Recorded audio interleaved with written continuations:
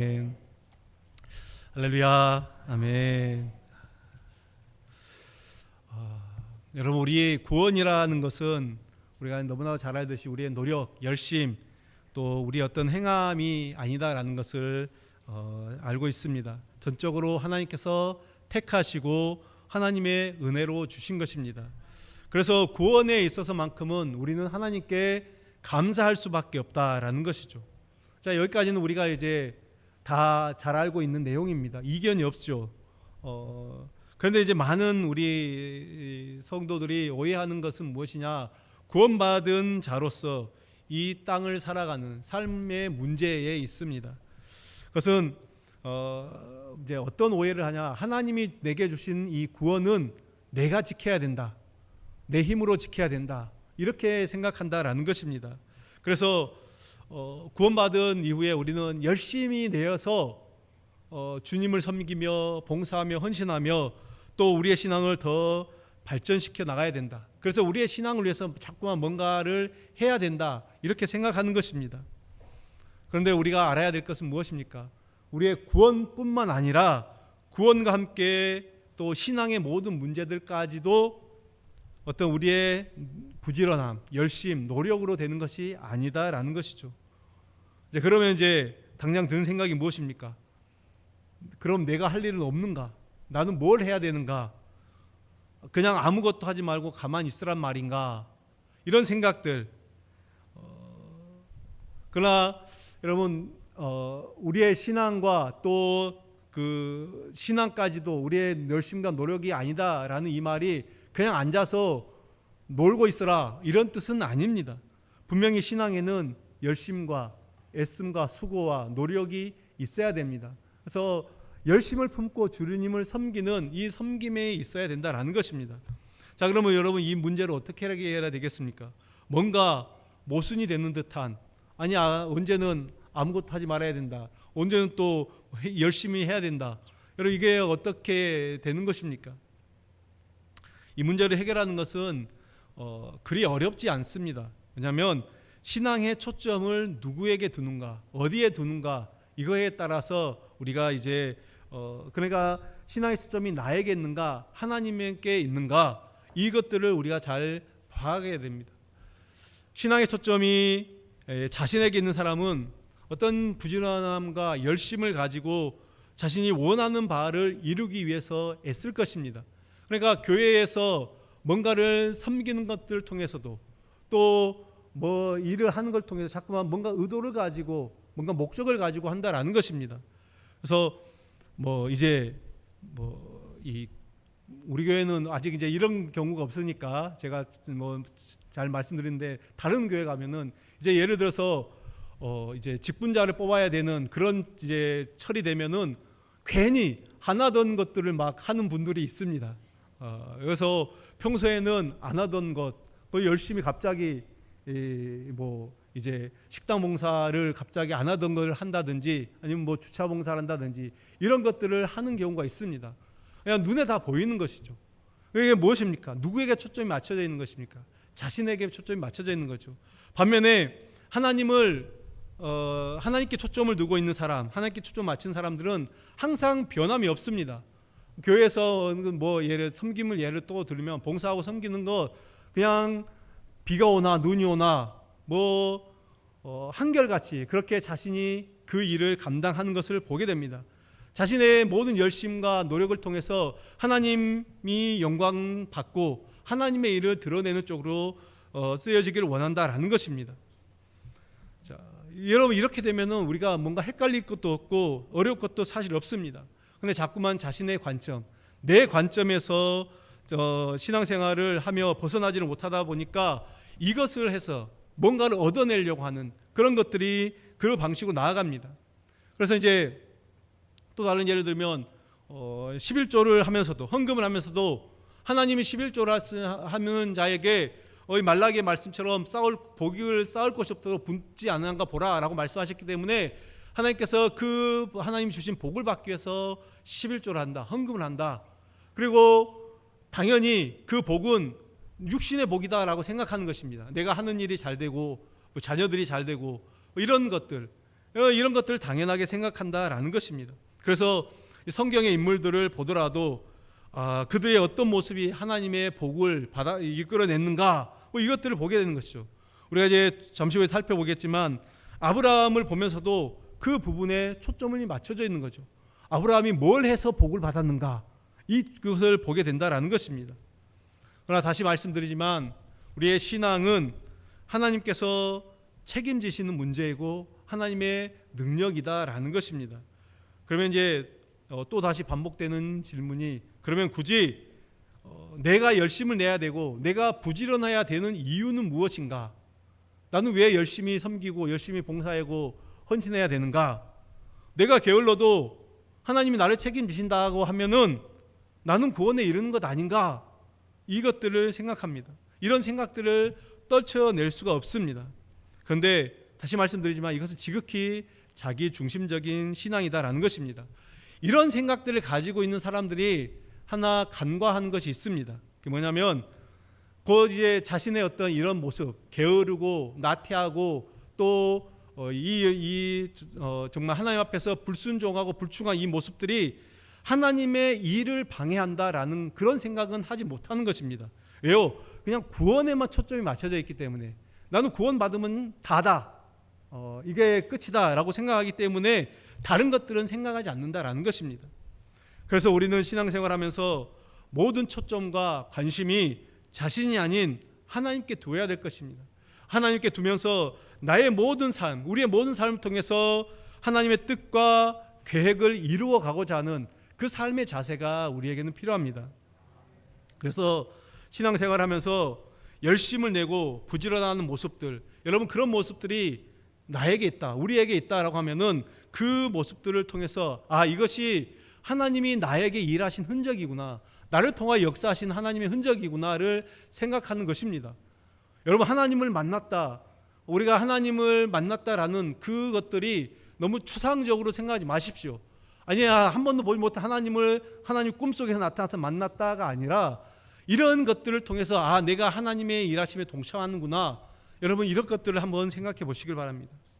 그렇게 되면은 우리가 무엇을 하더라도 어떻게 고백합니까? 하나님이 하셨습니다. 하나님이 하셨습니다. 이 고백을 하는 것입니다. 그 결론을 내리는 거죠. 그냥 말뿐이 아니 진짜로 그렇게 생각한다라는 것입니다. 그러니까 결론적으로 사실 우리가 한 것은 하나도 없습니다. 아무도 또 없습니다. 여러분 이 피아노 누가 했습니까? 이 멋진 스크린 누가 했습니까? 대답을 해보십시오. 누가 하셨습니까?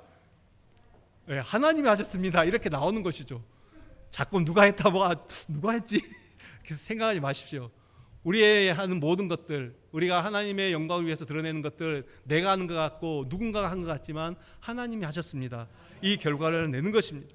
그래서 내가 뭔가 하나님을 위해서 일을 했다, 좋은 일을 했다, 섬김을 했다, 그러면 그것이 하나님께서 나에게 주신 믿음의 결과다, 그것이다 라고 생각하실 수 있다라는 것입니다. 그래서 우리의 신앙은 하나님이 책임지시니까 열심히 낼 필요도 없고 수고도 필요 없다가 아니라 나의 열심조차, 나의 신앙 열심조차 내 것일 수가 없다, 이 고백을 우리가 늘 품고 있어야 되는 것입니다.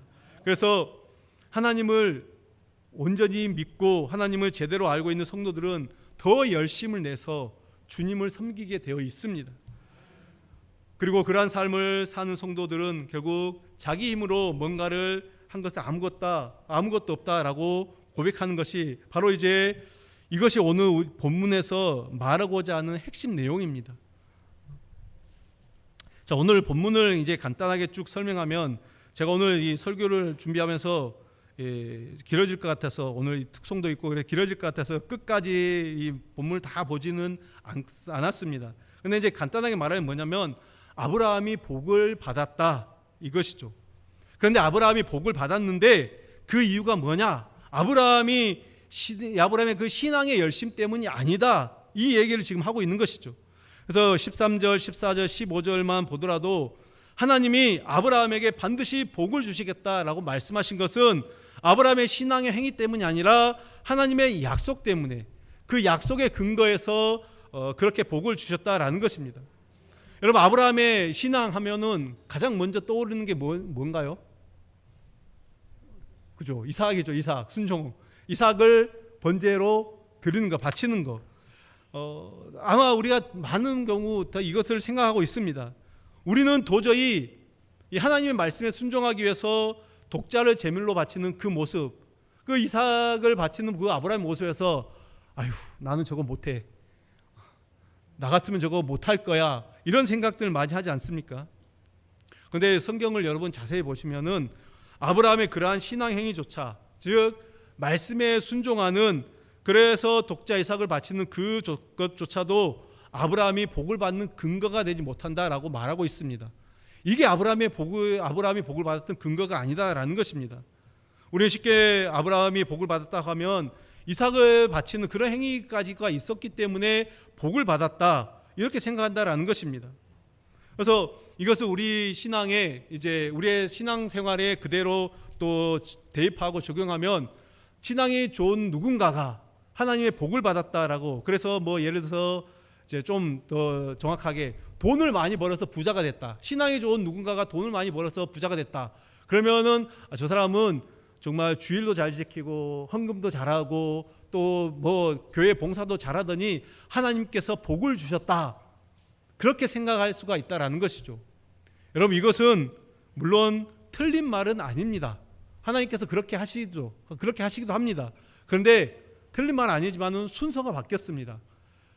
그가 잘해서, 그가 하나님 앞에 잘해서 받은 복이 아니라 하나님이 주신 것들을, 그것들 감사히 받고 또 그는 그 나름대로 열심히 하는 것입니다. 오늘 본문이 말하는 것이 무엇입니까? 하나님의 약속 때문에 아브라함이 복을 받았다라는 것입니다. 그런데 이제 또 성경의 다른 부분을 보면은 또 다른 이야기를 하는 것 같습니다. 아브라함이 이삭을 바쳤던 그 창세기의 그 현장, 그 상황으로 우리가 한번 좀 가보겠습니다. 여러분, 창세기 22장 15절부터 18절까지입니다. 자막을 통해 한번 보십시오. 제가 빠르게 읽겠습니다. 여호와의 사자가 하늘에서부터 두 번째 아브라함을 불러 이르시되, 여호와께서 이르시기를 내가 나를 가리켜 맹세하노니 네가 이같이 행하여 네 아들 네 독자도 엮이지 아니하였은즉 내가 네게 큰 복을 주고 네 씨가 크게 번성하여 하늘의 별과 같고 바닷가의 모래와 같게 하리니 내 씨가 그 대적의 성문을 차지하리라. 내 씨로 말미암아 천하 만민이 복을 받으리니 이는 내가 나의 말을 준행하였음이니라 하셨다 하니라. 아멘. 마지막에 보면은 그렇게 말합니다. 네가 나의 말을 준행하였음이니라. 또 15절에 보면은 내가 이같이 내 독자를 아끼지 아니하였은즉, 네가 아끼지 아니했기 때문에 내가 복을 줬다. 이렇게 오늘 이 히브리서 본문과는 좀 다른 이야기를 하는 것 같습니다. 이 말씀만 두고 보면, 창세기 이 말씀만 두고 보면 아브라함이 이삭을 아끼지 않고 바쳤으니까 하나님이 복을 주겠다라는 그런 얘기인 것 같죠. 즉 이삭을 바치는 그 행위가, 그 행위를 보시고 하나님이 너무 기분이 좋아서 옛다, 내가 너에게 복을 주겠다, 그 대가로 복을 주는 것처럼 그렇게 보인다라는 것입니다. 그러면은 결국 아브라함은 자신의 행위로 복을 받는 것이 되는 것이죠. 그러나 우리는 성경을 전체적으로 봐야 되죠. 왜냐하면은 하나님께서 아브라함에게 복을 주시겠다라고 하는 이야기는 이 22장에서 처음 나오는 것이 아닙니다. 이삭에게 바치는 그 행위가 있고 난 다음에 처음 주시는 이야기가 아니라 창세기 12장에서 이미 똑같은 복을 하나님께서는 약속하셨습니다. 그러니까 이삭을 바치는 행위가 있기 전, 아직 이삭이 태어나기도 전, 그보다 더 아브라함이 하나님 말씀에 순종하여 가나안 땅으로 가느기, 자기의 어떤 그 고향 친척을 떠나기도 전에 이미 하나님께서는 아브라함에게 복을 주셨다. 그러니까 이미 너는 복을 받을 자라, 하나님이 미리 점찍어 놓았다, 이 말씀이죠. 그래서 이 로마서의 말씀을 보면 아브라함의 행위로 의롭다 하심을 받은 것이 아니다, 그렇게 말하고 있습니다. 근데 또 야고보서에는 어떻게 말합니까? 아브라함이 그 아들 이삭을 바칠 때 의롭다 하심을 받은 것이 아니냐, 이렇게 말씀하고 있습니다. 자, 계속해서 이제 이 상반되는 말씀, 히브리서와 창세기가 상반되는 것 같고 로마서와 야고보서의 말씀이 자꾸만 상반되는 것 같습니다. 로마서에서는 아브라함이 행위를 가지고 의롭다함을 얻은 것이 아니다라고 말하는데 야고보서에서는 행함으로 의롭다 하심을 받았다 이렇게 말하는 것이죠. 여러분 또 이것을 어떻게 해결해야 됩니까? 제가 시간 관계상 로마서, 야고보서 말씀 찾지 않겠습니다. 그런데 사실은 우리가 알고 있는 것은 무엇입니까? 우리가 의롭다고 여김을 받는 것, 이것은 우리의 행위가 아니다라는 것이죠. 이건 분명히 성경의 가르침입니다. 그렇다고 해서 우리는 행위 그 자체를 묵살하면 또 안 되는 것입니다. 왜냐하면 이제 이렇게 해석할 수가 있습니다. 우리를 의롭게 만드는 그 믿음이 우리로 하여금 그 행함을 만들어내기 때문입니다. 믿음이 그 행함을 만들어낸다라는 것이죠. 이해되시죠?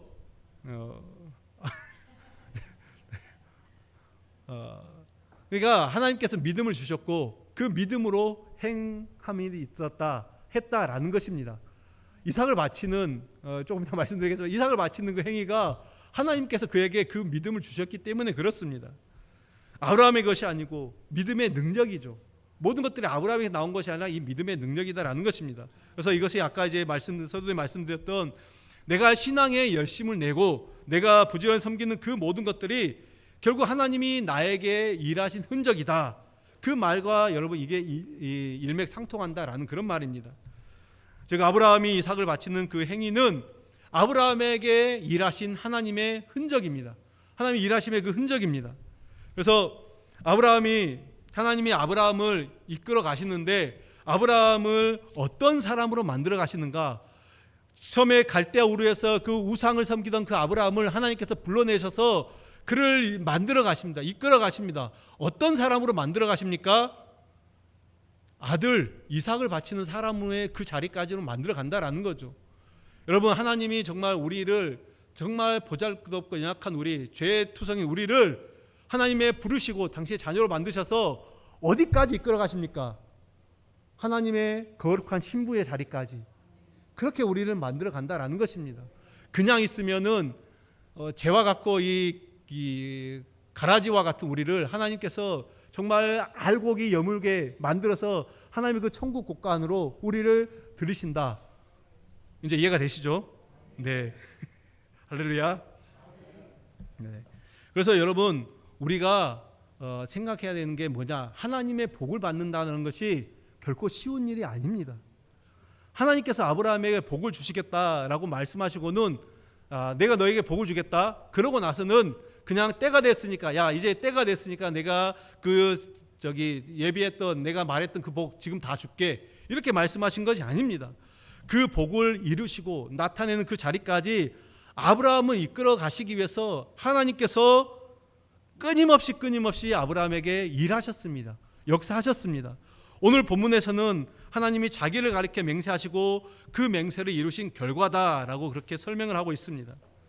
결국 하나님은 하나님 스스로 스스로의 이름을 높이기 위해서 그 맹세를 이루실 것이고 그 맹세를 이루시는 흔적이 무엇이냐? 결국 바로 저와 여러분이죠. 즉 우리가 믿음 가운데 살아가고 주님을 향한 열심을 품고 수고하고 노력하고 살아간 이 모든 것들이 다 내가 잘나서가 아니라 내가 노력해서가 아니라 하나님이 나에게 일하신 하나님 우리에게 일하신 결과라는 것입니다.